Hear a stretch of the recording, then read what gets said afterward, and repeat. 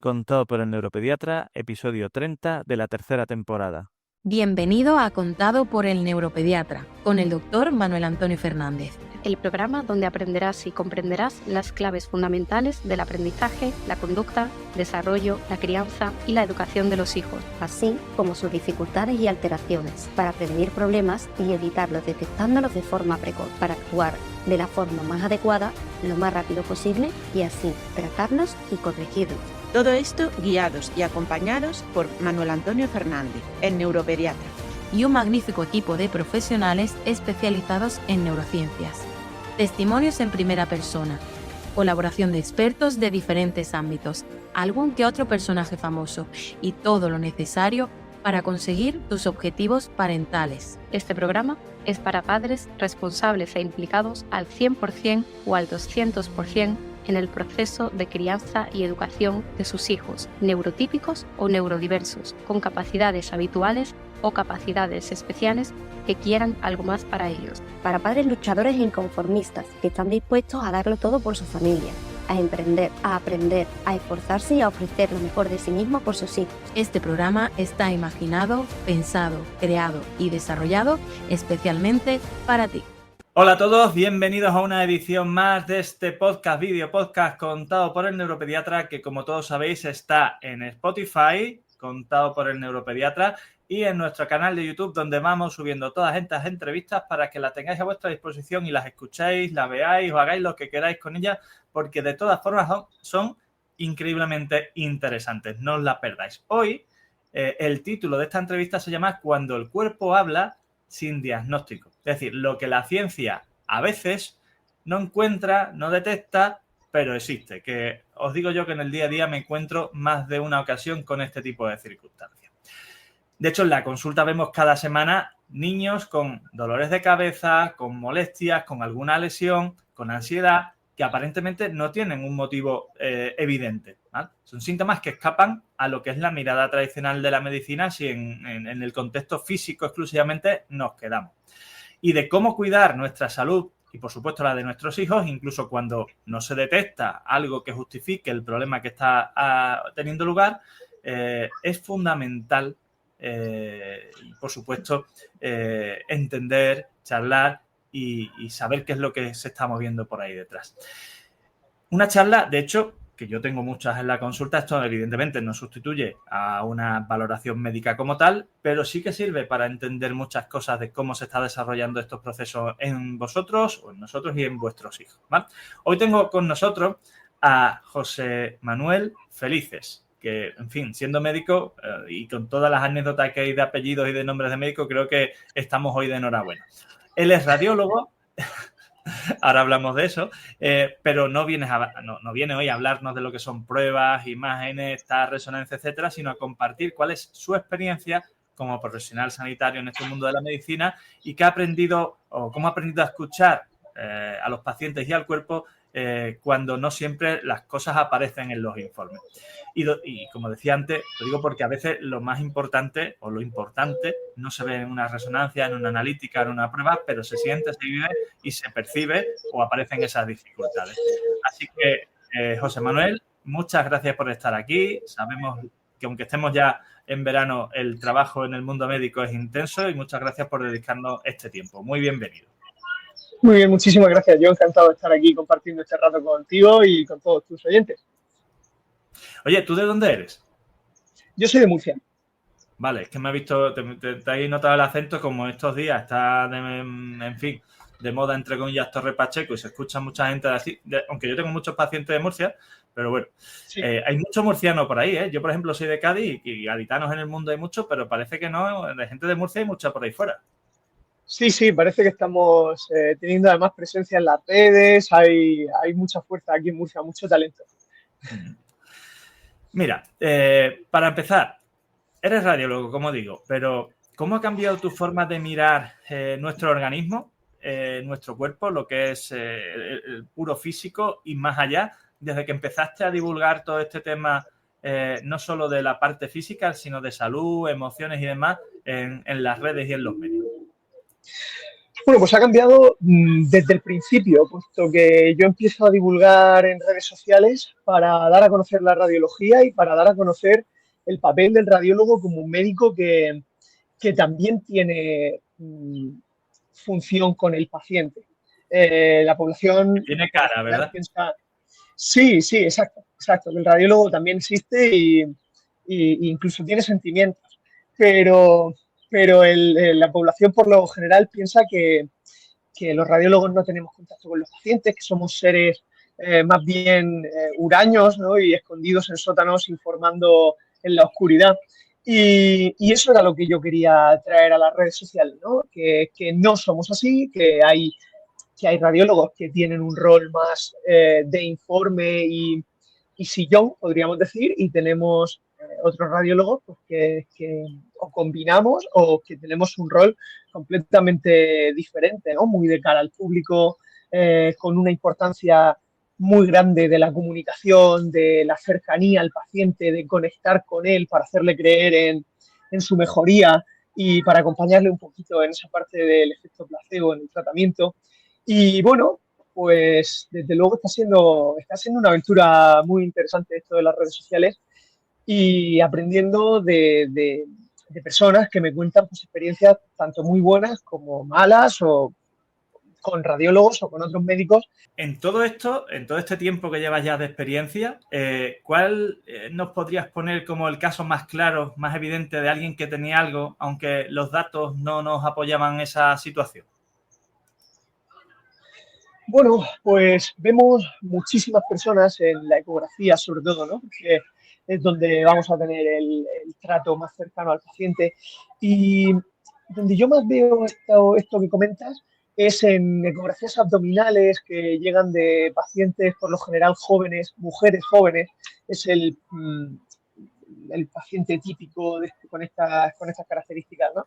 Que después de haber rebotado por muchas especialidades y de no haber llegado a un diagnóstico, llega a la ecografía buscando que algo le tiene que pasar, ¿no? Algo tiene que tener en el abdomen porque por lo general tiene digestiones pesadas, se siente hinchada, tiene dolor abdominal, cada vez que come no terminan de dar con la tecla y entra ahí en un cajón desastre rebotando de un sitio a otro. En estas pruebas, además, en esta ecografía, por lo general tampoco somos diagnósticos, es decir, no somos el que da la solución. Desde luego, cortamos árboles del camino, hacemos el camino más estrecho, descartamos muchas cosas, que en este caso también es muy importante, y les arrojamos un poquito de luz en hacerle ver a la paciente, en este caso, que su camino diagnóstico va siendo cada vez más estrecho y va a llegar un momento en el que se dé con la tecla. Así que es uno de los casos más frecuentes que tenemos con esta sensación de que no llega nunca ese diagnóstico, ¿no? De esa odisea diagnóstica. Yo creo que este es el caso más frecuente. Y en general, ¿te parece que en demasiadas ocasiones los médicos buscamos el dato en la analítica, mira aquí, esto está ahí en la prueba, y vamos ahí apenas a veces sin mirar a la cara o apenas ni preguntando al paciente y por lo tanto un poco a ciegas, ¿no? En este tipo de pruebas, porque seguro que hay muchas ecografías que te piden con una información muy directa, muy definida tal, y otra que es dolor abdominal, solicito ecografía y ponte.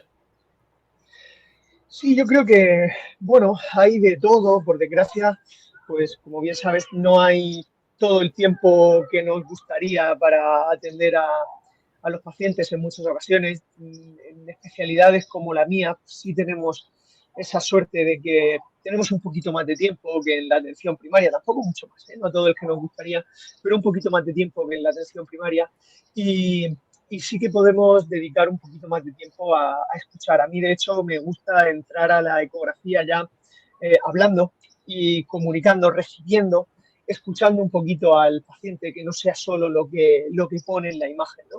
Creo que es el radiólogo que busca también esa conversación y esa conexión con el paciente, aporta un plus de cercanía, de hacer que el paciente se sienta un poquito mejor, ¿no? Y escuchado, muchas veces eso ayuda mucho más que llegar a darle un diagnóstico y simplemente hacerle sentir acompañado de que estás, lo que decíamos antes, ¿no? Estrechando ese camino, aunque no seas la voz que le dice por fin tengo tu diagnóstico y sabemos lo que te pasa, pero ya le estás acompañando, ya estás sumándote como otro profesional más en ese proceso de poder ayudar, ¿no? Y siente a una persona más a su lado y por tanto se va a ir más respaldada. Por ello, yo creo que no solo nos debemos ceñir a toda esa semiología, bien sea clínica, bien sea radiológica, bien sea de laboratorio, ¿no? Esos hallazgos, signos, síntomas, sino ir un poquito más allá y escuchar, que creo que forma parte también del tratamiento del paciente. Y entrando más de lleno en la parte que es conexión cuerpo-mente y hablando de todo lo que es la parte relacionada con la ansiedad, el estrés, tú de hecho hablas mucho en las redes y demás sobre el tema de digestión, el sueño, la piel, cómo está todo esto interrelacionado entre sí. ¿Por qué son en general tan sensibles al malestar emocional estos órganos, estos tejidos y estas funciones corporales? Bueno, a fin de cuentas, cualquier estímulo que se relacione con el cortisol, que es una hormona tan holística, ¿no? Y que toca a tantos interruptores, va a hacer que se manifieste de muchas maneras, ¿no? Esto es una de las cosas que yo intento transmitir a mis pacientes, sobre todo a los que les realizo tratamientos relacionados con el dolor, el tratamiento del dolor ecoguiado. Y siempre les hablo de la importancia de dedicarse a ello, ¿no? Y de utilizar el tiempo que tienen para su recuperación también en centrarse en ese control del estrés, en esa gestión de las emociones, que les va a ayudar a que ya simplemente con que esa hormona que quizás demonizamos de más, pero tiene también su función fisiológica, pero esa hormona que en exceso nos causa, pues, toca todos esos palos, ¿no? Eso, yo les digo eso, ¿no? Que enciende muchos interruptores y a veces enciende demasiado algunos, que hay que encenderlos, ¿no? Pero no tenemos la luz de la casa encendida constantemente. Pues esto es un poco lo mismo, ¿no? Ese exceso de cortisol encendiendo interruptores que nos puede hacer que se manifieste de maneras muy diversas, afectando al sueño, afectando a la digestión, afectando a la piel, incluso empeorando dolores, porque también tiene efecto a nivel articular. Obviamente no es solo el cortisol, también me gusta explicárselo así a los pacientes, que es al que le ponemos la cara, porque es el principal, pero que hay mucho más. Aunque se relaciona, todo lo que viene después es una cascada y se suele relacionar con ese cortisol. Así que, bueno, pues me parece que toda esa gestión de las emociones y esa gestión de lo que es el día a día, este tan vorágine que tenemos en la actualidad, puede ayudar a mejorar mucha sintomatología.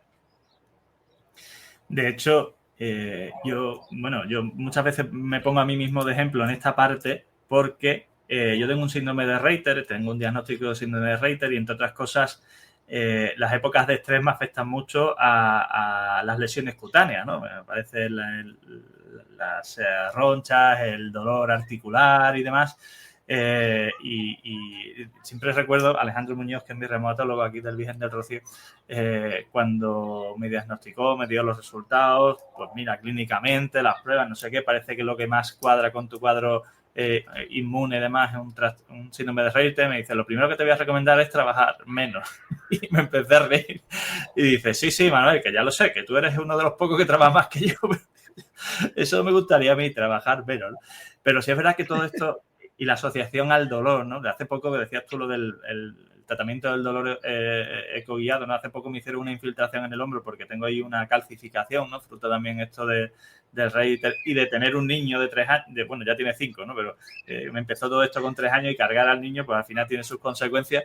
Es increíble cómo simplemente el hecho, por ejemplo, esta época del verano es horrorosa de trabajo, pues estamos acabando el curso, ¿no?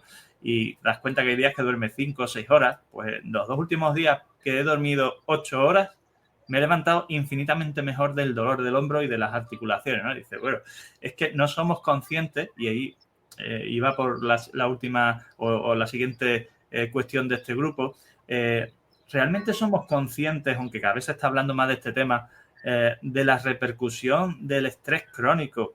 Porque claro, uno se agobia, tiene una crisis de ansiedad, ¿no? Pero el estrés, la presión sostenida en el tiempo y del efecto que esto genera en nuestra salud física y mental.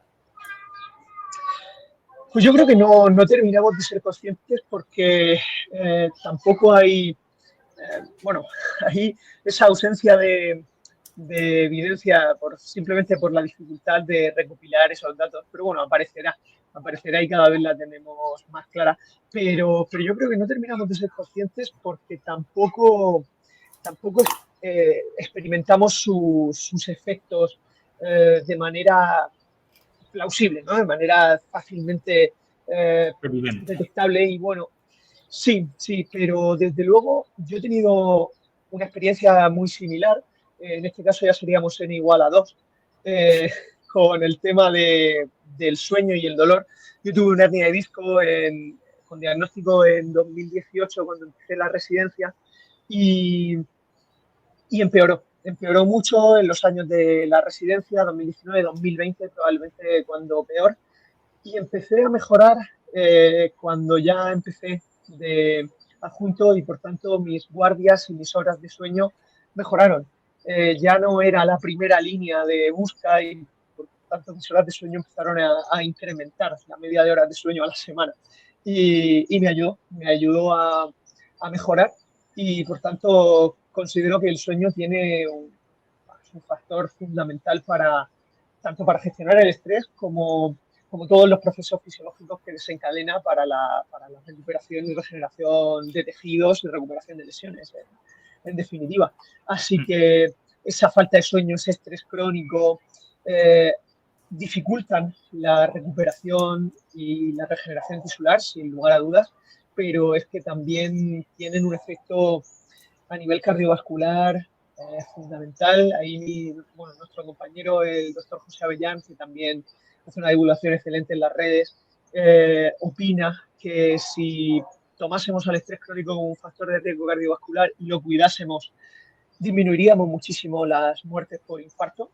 Él dice que nos hemos convertido en muy buenos en curar infarto, en curar la patología cardiovascular, pero muy malos en prevenirla, y que el principal factor por el que no somos buenos previniéndola es que no controlamos el estrés.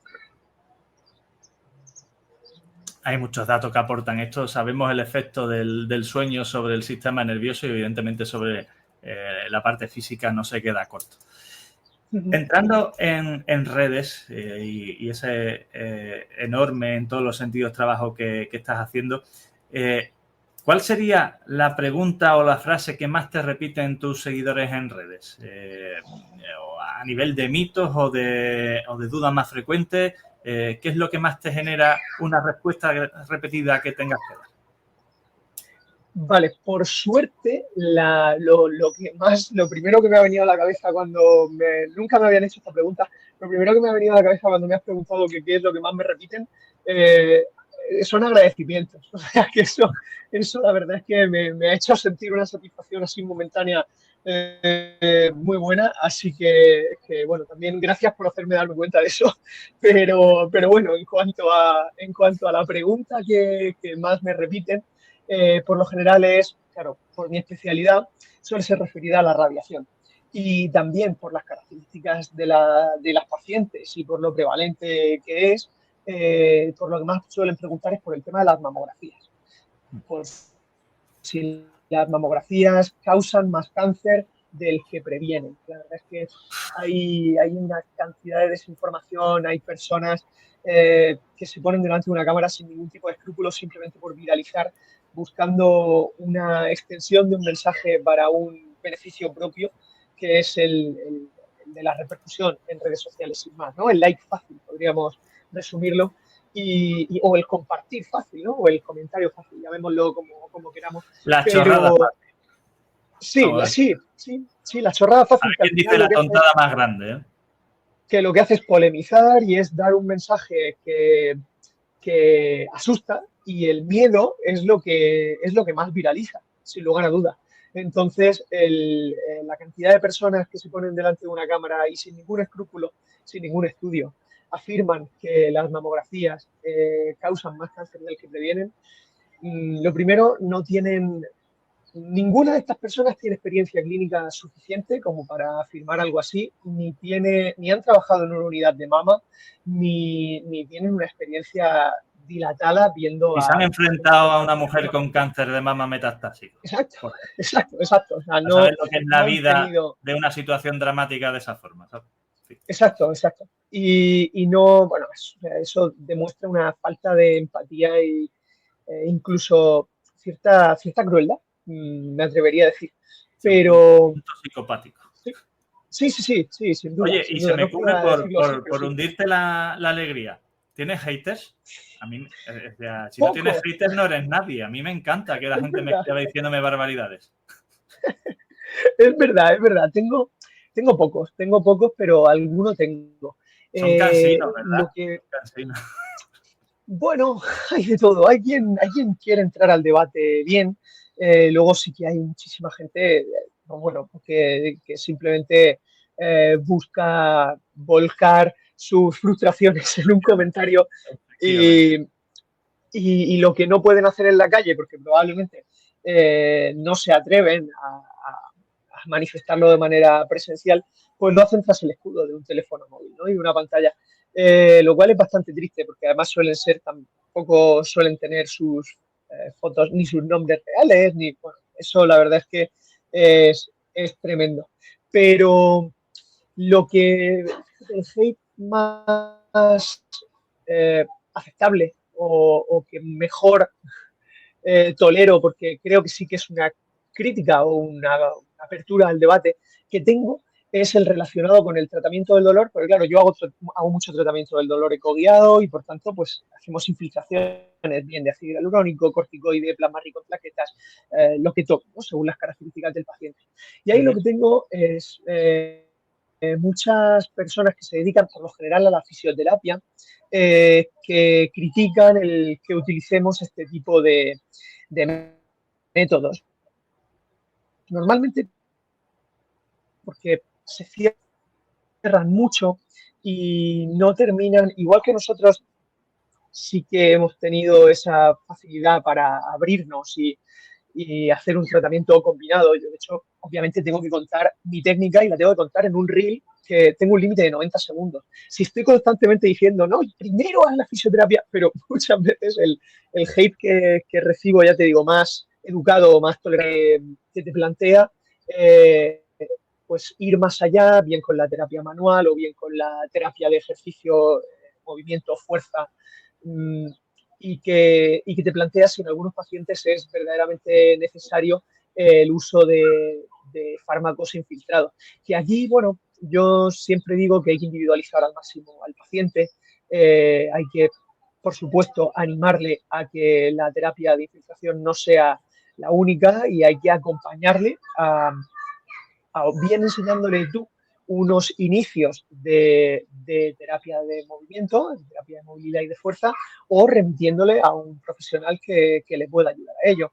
Ahí también nuestros compañeros especialistas en rehabilitación son excelentes, los que se dedican al osteomuscular o al músculo esquelético, los traumatólogos que también la parte... Suelen tener la cabeza bastante bien amueblada, en base a mi experiencia. Sí, yo también lo pienso así. Y por lo general, ya te digo, ese hate más abierto a debate suele ser de compañeros de fisioterapia que al final se acaban dando cuenta de que nos tienen como un enemigo o como una barrera. Yo creo que esa concepción del médico que no cree en la fisioterapia y que solo cree en el reposo absoluto ya se está quedando atrás y por tanto esa rabia que les queda ahí un poco acumulada en algunos casos, y no en todos, pero sí que en algunos casos se nota cierta tirria ahí hacia el colectivo médico por lo del reposo absoluto, pero eso por suerte ya se va quedando completamente. Yo la experiencia que tengo más allá de lo que conozco, que te decía que creo que la gente en ese ámbito, en ese sector, tiene la cabeza bastante bien amueblada, habrá hay gente de todo tipo en todos lados, ¿no? Pero yo esto que decía de la infiltración, yo creo que ha sido después de 2 años de haber tenido periodos de rehabilitación, fisioterapia, electroestimulación y demás transitoriamente efectivos. Y pues después de un tiempo razonable, pues creo que ha sido casi 2 años lo que he estado, hasta que de repente había un momento en lo que me empeorado mucho y ya había una limitación y me lo han planteado. Y mira, pues hace 2 meses, de hecho ha sido en el Hospital de San Juan de Dios de aquí de Bormujos. Y de hecho fue una infiltración ecoguiada en la que en la cita estaba tanto el radiólogo que hizo que por cierto creo que fue un residente, que lo hizo perfectamente bien, con la rehabilitadora que me había estado atendiendo y siguiendo en ese proceso, ¿no? Entonces, en fin, muy bien, muy bien. Lo pueden hacer mal la gente, pero en general creo que es algo que está muy generalizado en la práctica clínica ya de nuestro medio, ¿no?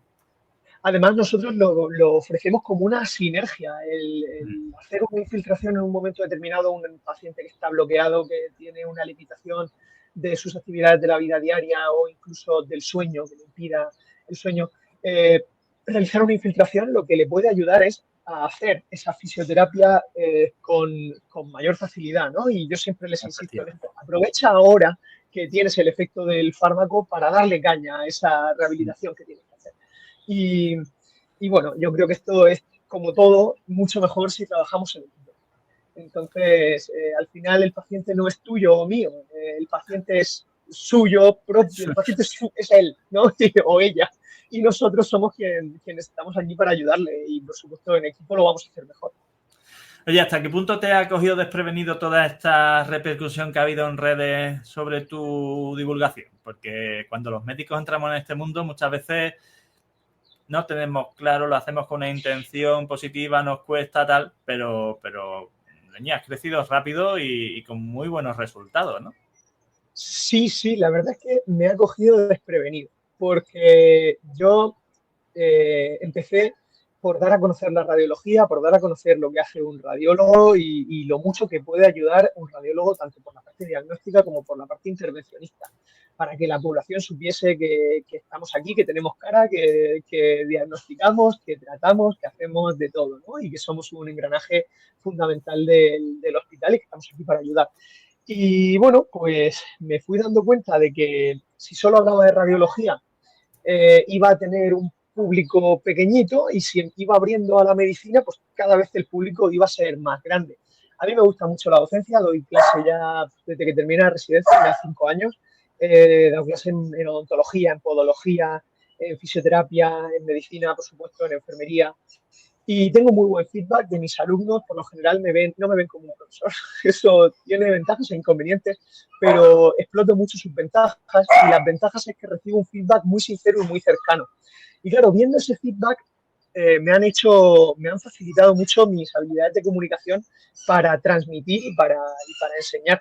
Y llevarlo a las redes sociales y hablar de medicina en general, pues me ha hecho llegar a mucha más gente. Y el día que hablo de radiología, en vez de que me escuchen 20.000 personas, me escuchan casi 300.000 ya, ¿no? 290 y pico mil hace un rato.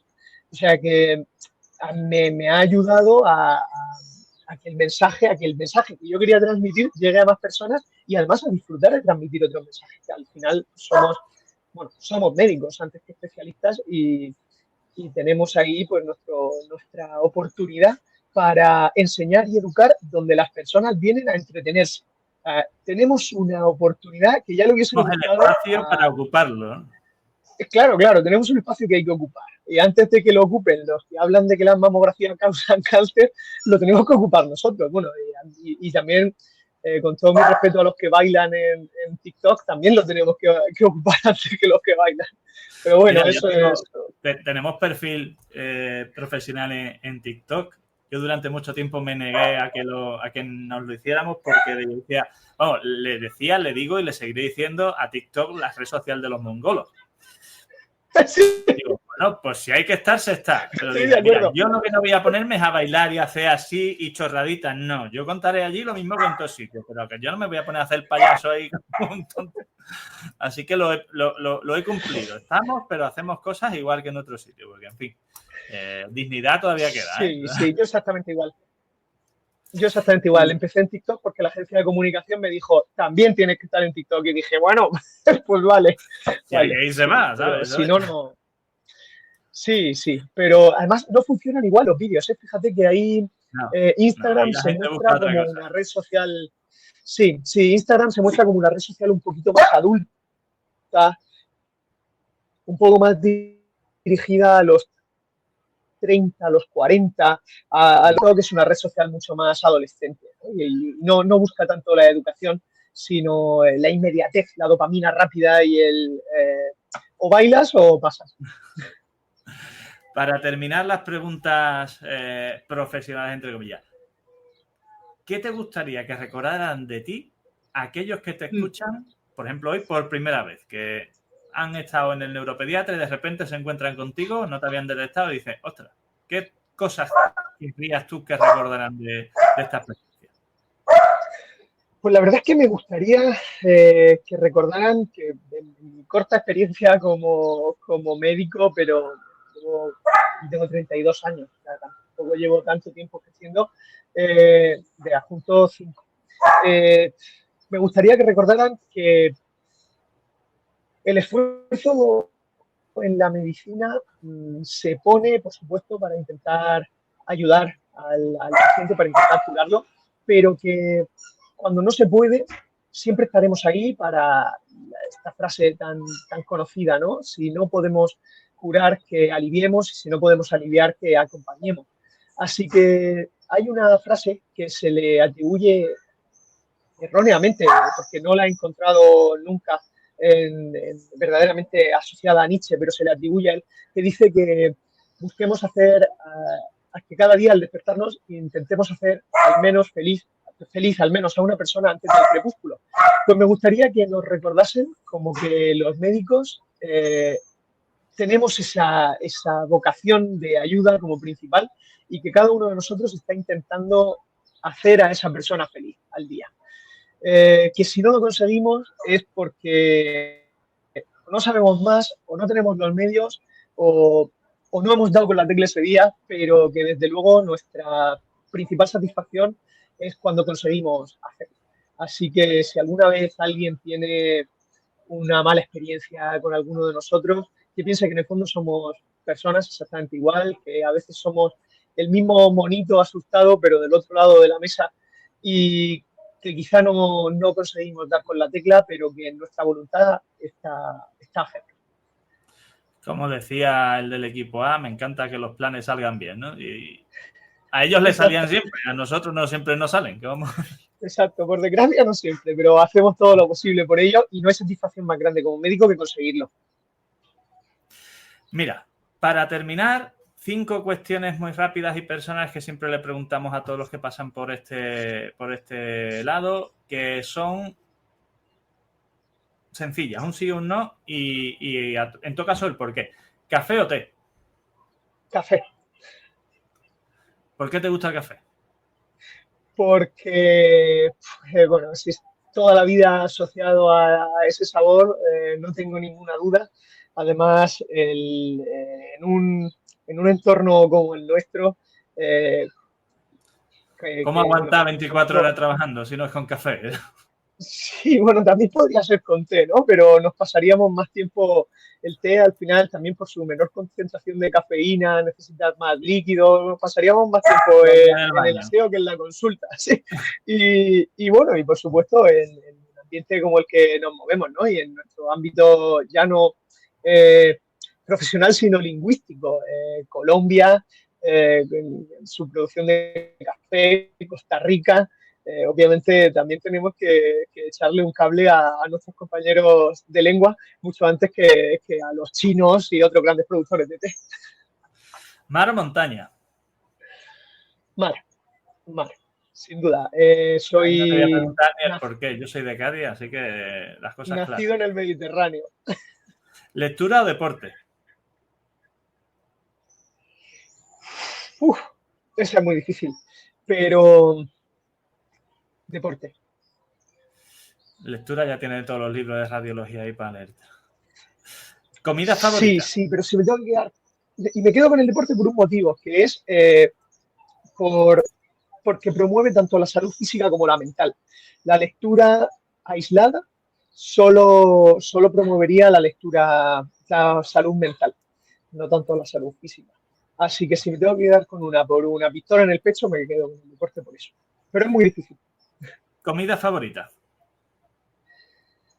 El arroz y conejo, que no la paella. Vale. Aquí un nacido en el Mediterráneo tirando piedras para arriba. ¿Anécdotas más divertidas en familia o en trabajo? Lo que te venga más rápido a la mente.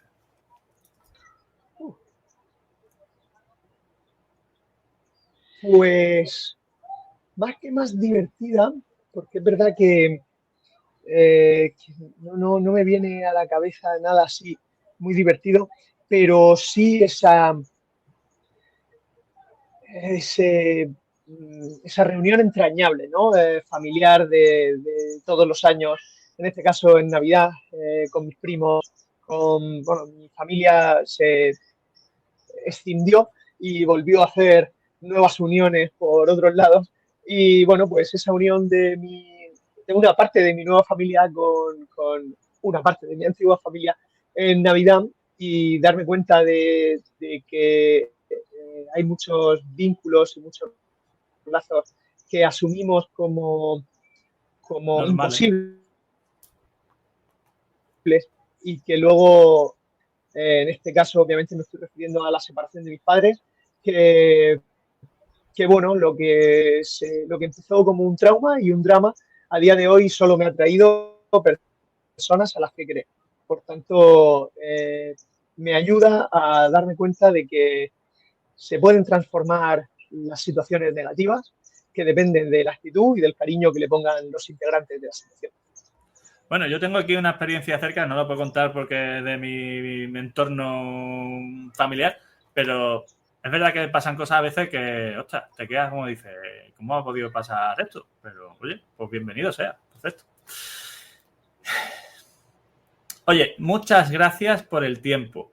Muchas gracias por lo que haces en el día a día, porque yo querría que hubiese mucha gente como tú, como yo, como Avellán y demás, que hacemos esto para que la gente tuviera cada día más claro de lo que va la salud, de lo que va la medicina, no solo lo que cuenta la administración y el sistema, que en fin, es para dedicarle otro día por completo a una entrevista sobre eso.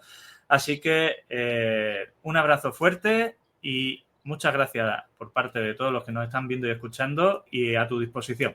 Muy bien, Manuel, muchísimas gracias a ti por la invitación. Para mí ha sido un placer. Bueno, dime, ¿qué te ha parecido este episodio? Apasionante, ¿verdad? Pues si, como te decía en el episodio inaugural, te emociona y te hace vibrar la posibilidad de convertirte en referente en tu área dentro del sector del neurodesarrollo, ya sea como padre, como educador, como sanitario o como terapeuta, para liderar este movimiento y ayudar a tu hijo, a tu alumno o a tu paciente en su proceso de educación, crianza y desarrollo, estás más que invitado a este ilusionante camino. Únete a nuestra comunidad y difunde nuestro mensaje. Hazlo llegar tan lejos y a tanta gente como puedas. Padres, amigos, compañeros, grupos de WhatsApp, redes sociales, te lo agradecerán, te lo garantizo. Y si quieres profundizar en alguno de los puntos que tratamos en este podcast, o necesitas ayuda para la evaluación, el diagnóstico, la terapia o el tratamiento, ya sea presencial o online, de problemas de aprendizaje, conducta, maduración, desarrollo, relaciones sociales o autoestima, y también para situaciones específicas como el TDAH, la dislexia, la alta capacidad, el retraso madurativo, el autismo, las PERS, la epilepsia, la migraña o los trastornos del sueño, ponte ahora mismo en contacto con nosotros en elneuropediatra.es, donde además también encontrarás cientos de artículos de gran claridad, de gran información y de gran relevancia sobre estos temas, y algo aún más importante, guías de orientación para familiares de apoyo en el camino de estos procesos.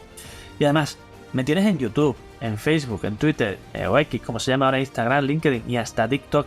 Y por si fuera poco, estamos también en nuestro canal de difusión que acabamos de abrir y que estamos desarrollando y que desarrollaremos a lo largo de esta temporada en WhatsApp. ¿Qué más se puede pedir? Pues no te preocupes, porque evidentemente no vas a tener problemas para encontrarnos. Un fuerte abrazo y hasta el próximo episodio.